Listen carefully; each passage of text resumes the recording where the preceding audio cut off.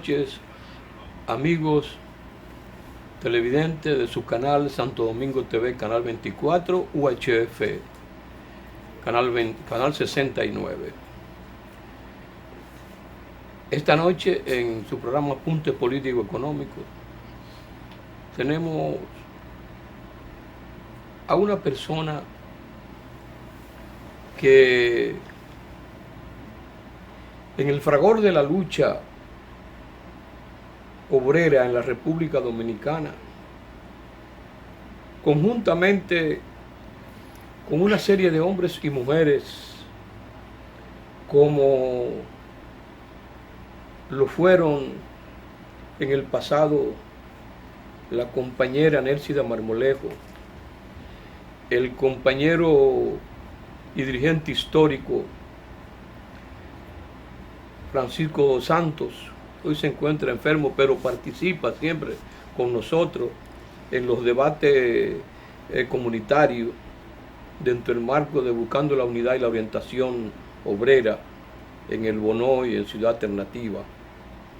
Y no solamente ellos, sino ese saludo fraternal hoy 24 de abril a todos los compañeros y compañeras que estuvimos presentes en la revolución democrática del 24 de abril del año 1965, la guerra patria que comandó el gran coronel, el héroe nacional, Francisco Alberto Camaño Deñó.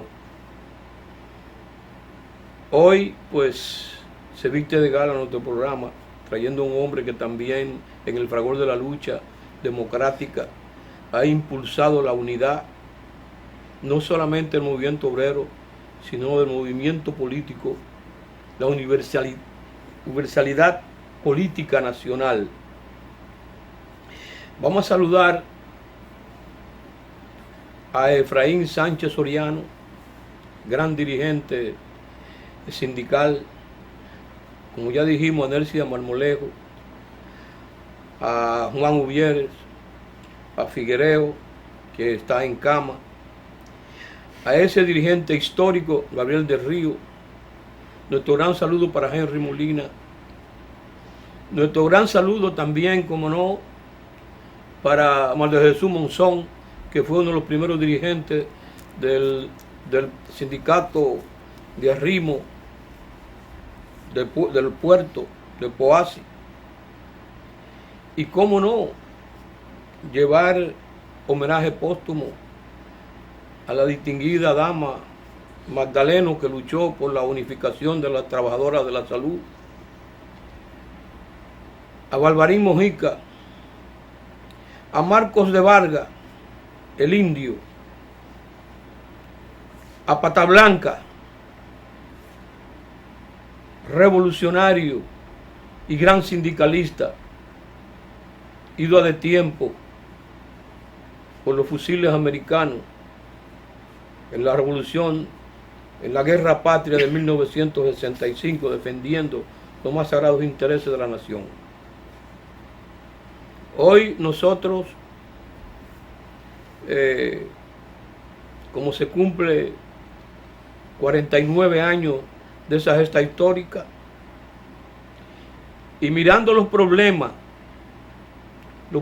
que hay dentro del marco obrero en la República Dominicana, cuando se tiñe de negro la gran lucha de Guido Gil Díaz por la unificación del Sindicato Unido de la Romana,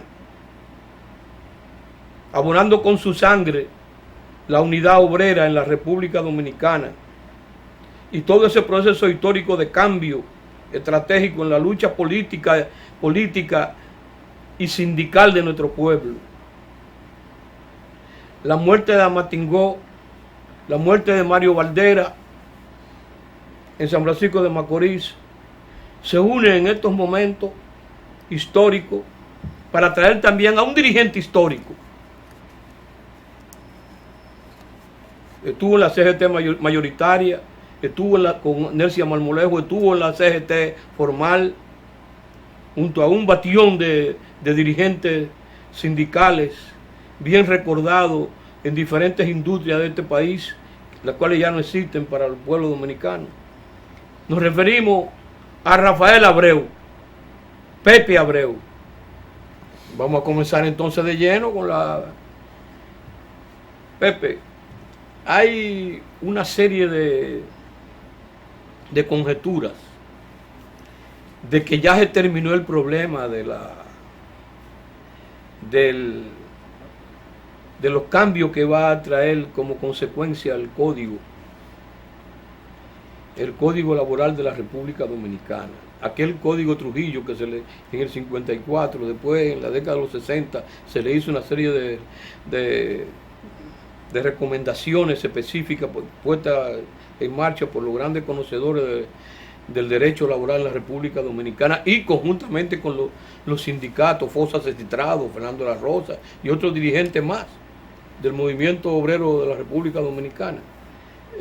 Pero está en vilo y en peligro la cesantía en la República Dominicana y otras grandes jornadas de lucha que coparon con ella los grandes reclamos de los obreros en la República Dominicana. ¿Cuál es tu parecer en cuanto a que desaparezca la cesantía como propugnan ciertos empresarios en la República Dominicana? Bueno, en primer lugar, yo debo saludar, ¿verdad?, el programa. Agradecerte además, en nombre de todos nosotros, la introducción que has hecho, porque has recordado un momento muy importante del movimiento sindical dominicano, que muchas veces se quieren ver las sombras, pero no se quieren ver las luces, ¿verdad? Y todo lo que tú has dicho ha significado aporte de hombres y mujeres que en su lucha por la vigencia de la democracia en la República Dominicana han dejado huellas importantes y son procedentes del movimiento sindical, independientemente de la ideología que pudiesen o no tener. Tú mencionaste a todos sin importar su marco ideológico. Y eso es muy importante, que se haga la mención así, porque muchas veces aquí las cosas son sesgadas solo por la vinculación ideológica o no de un comunicador con la persona de que se trate. Entonces tú lo has hecho sin demostrar simpatía ideológica, sino reconociendo mérito, y eso es muy importante. Decirte lo siguiente, en cuanto al código laboral, yo digo que contrario a como se piensa, la discusión comienza ahora del código, realmente. ¿Por qué? Porque lo que el presidente nombró fue una comisión por decreto. Hay que decirlo que a petición del sector empresarial, la propuesta de modificación al código no la ha hecho el sector sindical. Entonces, esa comisión que se nombró por decreto hizo encuentro con nosotros, encuentro con los empresarios por separado. Y después de su encuentro con nosotros y los empresarios por separado, entonces ella como comisión tiene la obligación de rendir un informe al presidente. Y a partir de que rinde el informe al presidente, es que entonces se convocará lo que se denomina el diálogo tripartita. Y es ahí, en el diálogo tripartita, donde la discusión real va a comenzar, porque los interlocutores estaremos frente a frente. Y entonces veremos qué se hace con la propuesta de contrarreforma que están proponiendo los empresarios. Digo contrarreforma porque cuando uno la examina, uno se da cuenta, por ejemplo, que temas como el de la cesantía, que tanto preocupa a los trabajadores, porque se trata de un derecho que es el único con lo que cuenta, ¿verdad?, el trabajador, y hablo en estos términos porque se trata de trabajador de cualquier categoría. La cesantía beneficia al conserje, beneficia al trabajador misceláneo, al operario, al técnico, a los mandos medios de las empresas y también a los mandos altos. Nadie se puede equivocar con eso, porque a un gerente le toca la cesantía, como le toca a una conserje también. Entonces, lo que los empresarios han estado proponiendo es que todos esos trabajadores que tienen diferente extracción clasista, pero en el fondo son trabajadores todos, en lugar de que la cesantía se les pague como lo establece el código de 92, el código modificado, el código actual, ellos quieren que esa cesantía solamente tenga un techo de antigüedad de 3 años. Es decir, que aunque tú dures 10 años en una empresa, dure 15, dure 20, tu cálculo siempre sea sobre la base de 3 años. De 3 años. Y además de eso proponen que la base cuantificable del salario sea un máximo de solo 34,000 pesos. Eso quiere decir que si una persona, por ejemplo, por su categoría gana 60,000 pesos, o gana 75,000 pesos, o 100,000 pesos, nunca nadie podrá pasar de 34,000 pesos. Pero el que gane 10 lo liquidan por 10. El que gane 15 lo liquidan por 15. El que gane 20 lo liquidan por 20. Pero el que gane más nunca podrá ser liquidado por el verdadero salario que percibe, sino con un máximo de 34,000 pesos. Lógicamente, esa posición empresarial trae como consecuencia mucha intranquilidad laboral en las empresas. ¿Por qué? Porque una persona que cree que, por ejemplo, tiene un puesto gerencial y está por encima del obrero común y corriente, el empresario lo está colocando a todos en el mismo nivel. En el mismo nivel. Y por eso el rechazo, tú ves, de la postura empresarial, porque se trata no solamente de golpear un sector de clase como mucha gente cree. No. Se trata de golpear la clase trabajadora como conjunto. Entonces, de verdad, no hay discusión para nosotros en el tema de la cesantía. Nosotros hemos dicho, sobre el tema cesantía, la posición del movimiento sindical, agregando también al sector popular, al sector social, que no ha estado respaldando en esta acción, no es para nosotros un tema de discusión, una revisión de la cesantía laboral. Y le hemos dicho a los empresarios que descarten cualquier esperanza que ellos tengan de que nosotros aceptemos un acuerdo de ese tipo, porque hay que decirlo, un acuerdo de ese tipo echaría por tierra todo el esfuerzo que tú has señalado del movimiento sindical dominicano por conquistar y construir esas mínimas reivindicaciones, esos mínimos derechos que los trabajadores tienen. Y el movimiento sindical, por supuesto, no puede prestarse a una acción de ese tipo.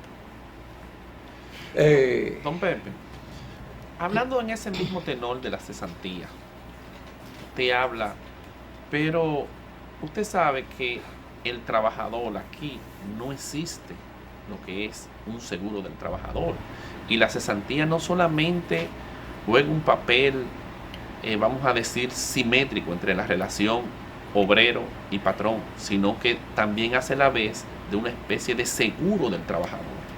¿Qué usted nos puede decir sobre eso? Mira, la propia ley de seguridad social, la 8701, cuando se aprobó, contempló el tema de que la situación de la cesantía debía ser sustituida en el tiempo por un denominado seguro de desempleo que se iba a crear, y la ley manda que se creara, que se hicieran los estudios para crearlo a los 18 meses de haberse puesto en vigencia la ley 8701. A los 18 meses han pasado 10 años. 10 años. ¿Y qué pasó? ¿Y qué pasó con eso? Porque los empresarios tú lo ves quejándose y hablando, pero esa parte no la dicen. Lo que pasó fue que cuando técnicos extranjeros que se buscaron, técnicos inclusive con experiencia en el manejo del seguro de desempleo, que vinieron al país, en los tiempos de Milton Ray Guevara, cuando era ministro de Milton Ray, que en ese tiempo eran secretarios de Estado, no ministros. Esos técnicos, cuando entregaron el estudio, los empresarios se dieron cuenta de un asunto clave, y era que el seguro de desempleo podía salir más costoso aún que el pago de la cesantía. ¿Por qué? Porque la cesantía es un derecho eventual, no adquirido. Sí. Si a ti te despiden por una falta, tú no tienes derecho a cesantía. Si tú renuncias al trabajo, tampoco tienes derecho a cesantía. Entonces, como es un derecho eventual, no es como el seguro de desempleo, que hay que aplicárselo a todo el mundo. No, este es eventual. Entonces, como se dieron cuenta de eso, los empresarios no insistieron en el tema del seguro de desempleo. Y entonces ahora han querido, sin crear el seguro de desempleo, entonces también quitar la cesantía. Es decir, es como una especie de capicúa, ¿verdad? En dominó. Sí, correcto. ¿Entiendes? Quitar una cosa, pero sin comprometerse ni crear la otra. Y por eso que decimos que los trabajadores, el movimiento sindical, va a rechazar con toda su fuerza el tema de esa propuesta empresarial. Hay también en el tapete otro problema de los empresarios que quieren también hacer un aumento en el horario en vez de restringir más el horario, porque según los entendidos,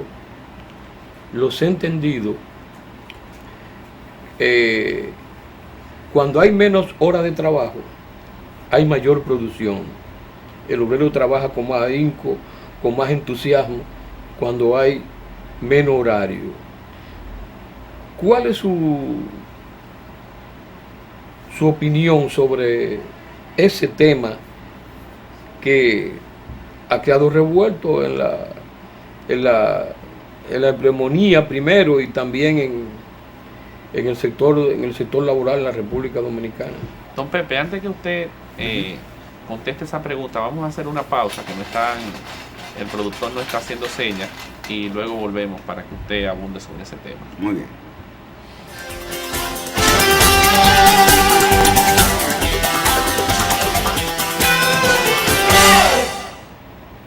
Bueno, vamos a continuar ahora con Don Pepe para que termine de desarrollar la pregunta sobre...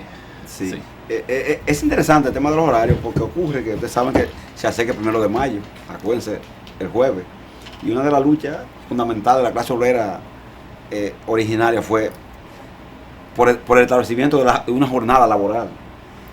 Entonces los empresarios, como contrario a lo que usted está diciendo, y contraviniendo lo que usted está diciendo, que es lo que tiene sentido, porque en el mundo lo que se está haciendo es recortando horarios para permitir que más gente trabaje, que más gente labore.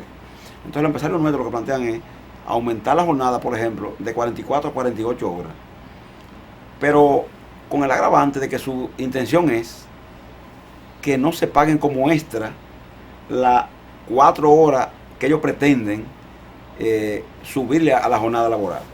El doctor Albuquerque nos decía que había un decreto del presidente Trujillo, ¿verdad? Dictador Rafael Trujillo Molina, del año 1960, bajando precisamente la jornada de 48 a 44. De manera que lo que los empresarios nuestros están planteando ahora, esos jóvenes empresarios, progresistas, que uno ve que han estudiado en muchísimas universidades modernas, extranjeras y demás, está por debajo de lo que un dictador como Trujillo conoció y reivindicó, ¿verdad?, a favor de los trabajadores. Entonces nosotros le hemos dicho a ellos, miren, además de que ustedes quieren establecer eso de las 4 horas más, también quieren establecer la llamada jornada extendida, que consiste en que una persona trabaje 4 días consecutivos, 12 horas, para que supuestamente también descanse 4 días consecutivos, otra 12 horas más. Y nosotros decimos lo siguiente frente a eso. Una acción de ese tipo, como esta que se plantea, obliga a la persona a solo vivir pendiente al tema de la empresa, a su responsabilidad con la empresa, con su trabajo, con la labor. Y el trabajador es una persona, o la trabajadora, y tiene, además del compromiso que tiene laboral, también tiene otro tipo de compromiso, con estudios, la superación personal, el vínculo familiar, etcétera, etcétera. Entonces, esta gente pretende, en pleno siglo XXI ya, retornar a 128 años, que fue la lucha de los mártires de Chicago, por la jornada de 8 horas, y que se va a conmemorar precisamente 128 años el próximo jueves 1 de mayo. Pero don Pepe, en esa misma línea, usted sabe que los países altamente desarrollados, inclusive de lo que se habla en esos países es de 36 horas. Sin embargo, inclusive las economías industrializadas como Estados Unidos, hoy vemos que todos sus esfuerzos están dirigidos en llevar al empleado a una mínima jornada laboral. ¿Qué significa eso, don Pepe? Que hoy en día inclusive estamos hablando de que el empleado está trabajando desde su casa, inclusive las empresas altamente tecnológicas, todo su personal está trabajando inclusive hasta desde su casa, como le digo, porque de lo que se trata es, don Pepe, es de que el trabajador sea eficiente, sea productivo, y en la medida de que el trabajador no se encuentre estresado, no se encuentre en estado de cansancio, va a ser más productivo, y de eso es lo que se trata. O sea que eso parecería algo como absurdo, ese planteamiento del sector empresarial, ¿no? Por eso ha traído tanto revuelo y tantas contradicciones, tanto choque en la opinión pública, porque la gente se da cuenta de que asumir una acción de esa naturaleza implicaría un retorno a tiempo que, como está diciendo, en otros países ya son tiempos pasados, hace muchos años, y en el propio país habían sido superados por la acción de los trabajadores que reivindicaron el Código de 51. Mauricio Báez y los compañeros que lo acompañaron en su proceso, en las huelgas que fueron de 46 a 51 cuando se hizo el Código, básicamente en el este. Una de sus demandas fundamentales era el tema de que la jornada fuera de 8 horas diarias, ¿me entiendes? Compaginando eso con lo que la clase obrera internacional estaba planteando en ese momento. Por eso es que a veces uno dice, se pregunta, tú ves, ¿tendrán esos sectores empresariales sentido muchas veces de cuál puede ser la reacción de la opinión pública frente a un planteamiento de ese tipo? O sea, ¿tendrán ellos sentido de cómo la gente va a reaccionar? Y a veces uno piensa que ellos debían tener asesores, se presume inteligentes, ¿verdad? Personas versadas, preparadas, conocedoras de la psicología, ¿verdad? De la población también, de los trabajadores como tal.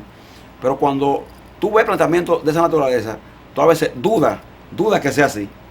Y llega a la conclusión muchas veces que no por tener más recursos, tener más dinero, se puede tener más conciencia, más objetividad a la hora de hacer un planteamiento. A veces la ambición como que ciega, ¿me entiendes?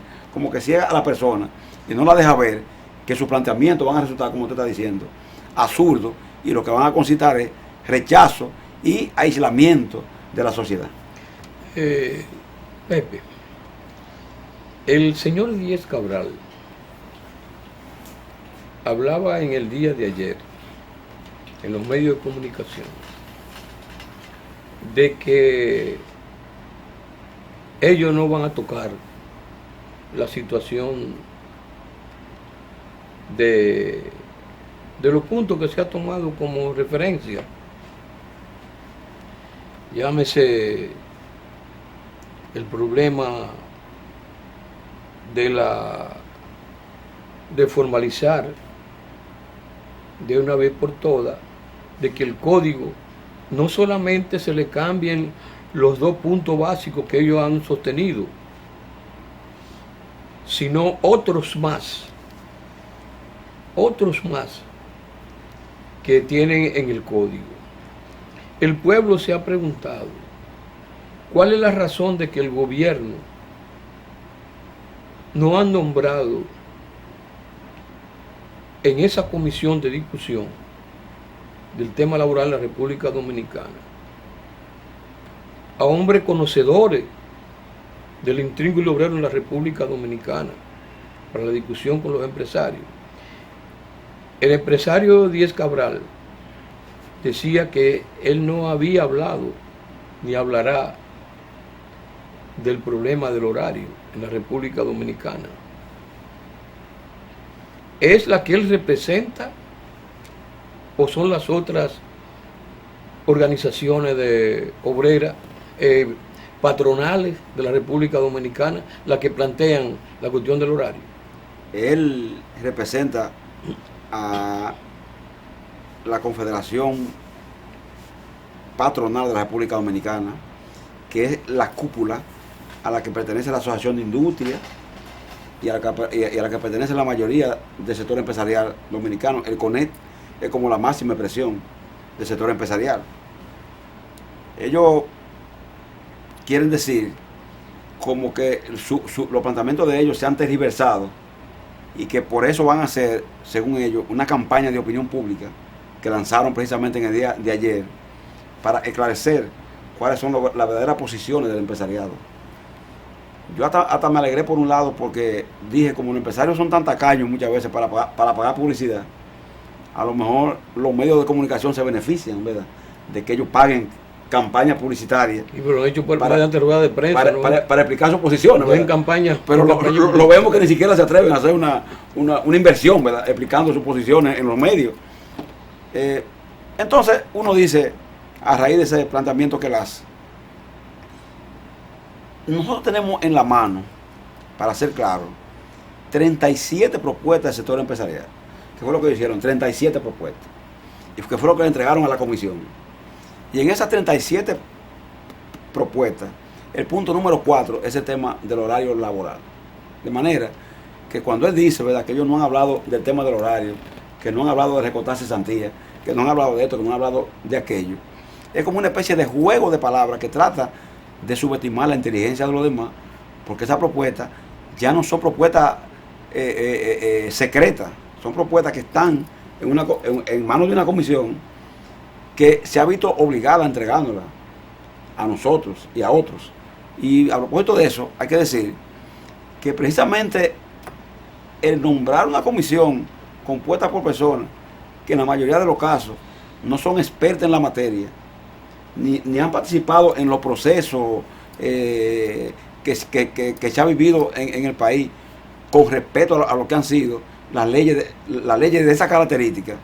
Precisamente por eso se cometieron muchos errores desde la comisión, habiendo personas que podían hacer un excelente trabajo de esa comisión y quizá como reúnen la confianza de sectores de la sociedad como nosotros, desempeñar un mejor papel en lo que podía ser el tipo de reforma que puede hacerse. Porque nosotros hemos dicho, hay algunas cosas que pueden hacerse en el código, que pueden modificarse, que pueden cambiarse, básicamente en la parte procesal del código.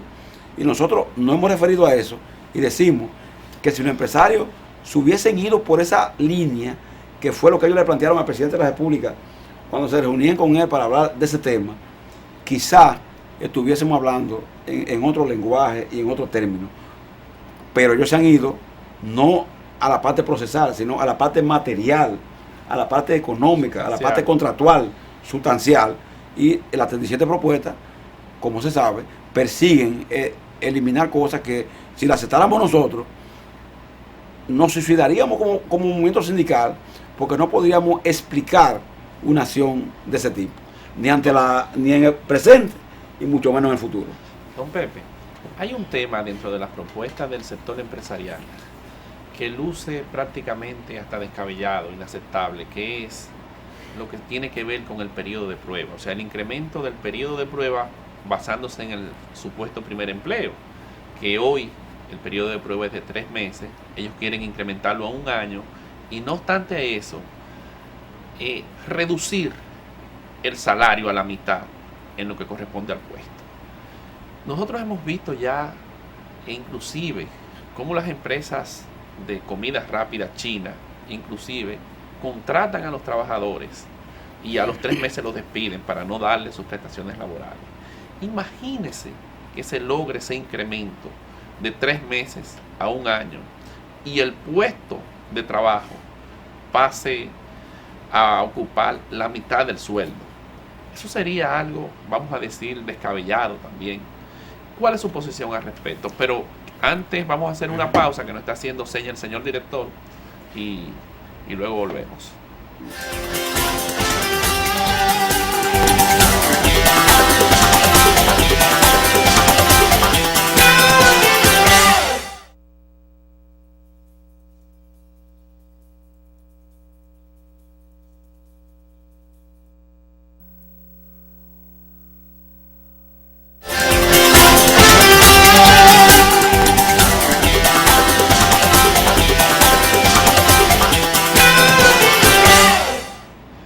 Pepe, como le decía, el incremento del periodo de prueba de 3 meses a 1 año.